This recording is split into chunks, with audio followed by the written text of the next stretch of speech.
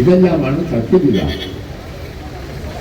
എന്ത് നോക്കണേ, ജീവിതകാലം മുഴുവൻ MLA ആയി പോകാൻ പറ്റുമോ? അങ്ങനെ ഒരു ചരിത്രമുണ്ടോ?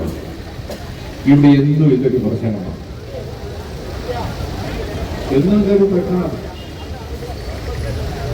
തമാശല്ല, ഞങ്ങൾ നേരിട്ടുകൊണ്ടിരിക്കുകയായിരുന്നു.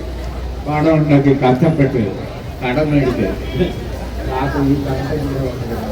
ഇവരെയൊക്കെ ജയിപ്പിക്കാൻ പാടുപെടും.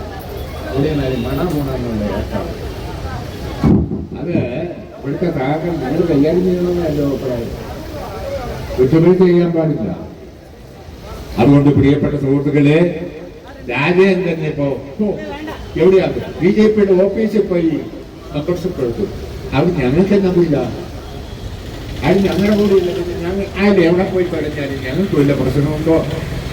BJP പോയി കൂടുവോ, RSS പോയി കൂടുവോ, അതിനത്ര വേറെ വല്ല സംഘത്തിൽ പോയി കൂടുവോ? അതൊന്നും കമ്മ്യൂണിസ്റ്റ് മാർക്സിസ്റ്റ് പാർട്ടിക്ക് പ്രശ്നങ്ങളല്ല. ഒന്ന്.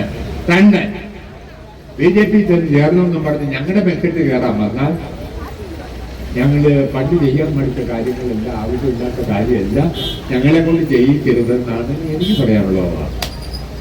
അതുകൊണ്ട് ഞങ്ങൾക്ക് താല്പര്യമില്ല.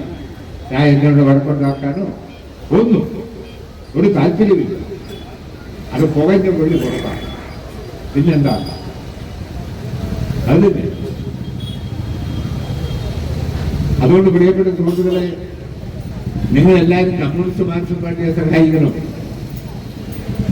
രാജേന്ദ്രൻ പോയി എന്നുള്ളതൊന്നും ഇവിടെ RSSലല്ല, ഏത് മൂന്നായി പോയി കൂടിയാലും ഞങ്ങൾക്കൊരു പ്രശ്നമല്ല. ഞങ്ങൾക്ക് എന്ത് പ്രശ്നമാണ്? എല്ലാ പ്രശ്നമുണ്ടോ? ഉണ്ടോ വിദ്യ? പിന്നെ നരേന്ദ്രനെ മുടിപ്പോയി എന്ന് പറഞ്ഞു മതി ആ പാർട്ടി. അതന്നെ. അതുകൊണ്ട് നിങ്ങൾ എല്ലാവരും കമ്മ്യൂണിസ്റ്റ് പാർട്ടി മാർക്സിനോടൊപ്പം ചേരണം. നാളെ MM മണി പാർട്ടി വിട്ടെന്ന് പറഞ്ഞാലും നിങ്ങൾ ഈ പാർട്ടി വെടിവെന്നാണ് എൻ്റെ അഭിപ്രായം. മണി പ്രോഗ്രത്തരം കാലത്തെ എന്നെ പുറത്താക്കും. എല്ലാവരും മണി അതൊന്നും പറഞ്ഞിട്ട് കാര്യമില്ല. തെറ്റ് ചെയ്യാതിരിക്കണം. തെറ്റ് ചെയ്യാതിരുന്നാൽ മണി ഒന്നും ചെയ്യില്ല. മണി പണ്ടൊരു പ്രസംഗം നടത്തി അതിന്റെ പേരിൽ എനിക്ക് നടപടി എടുത്ത പാർട്ടിയാണ്. പക്ഷെ ആ പാർട്ടി എന്നെ മന്ത്രിയാക്കി എന്നുള്ളത് വേറെ കാര്യം. 28 വർഷം ജില്ലാ സെക്രട്ടറി, 40 വർഷം സംസ്ഥാന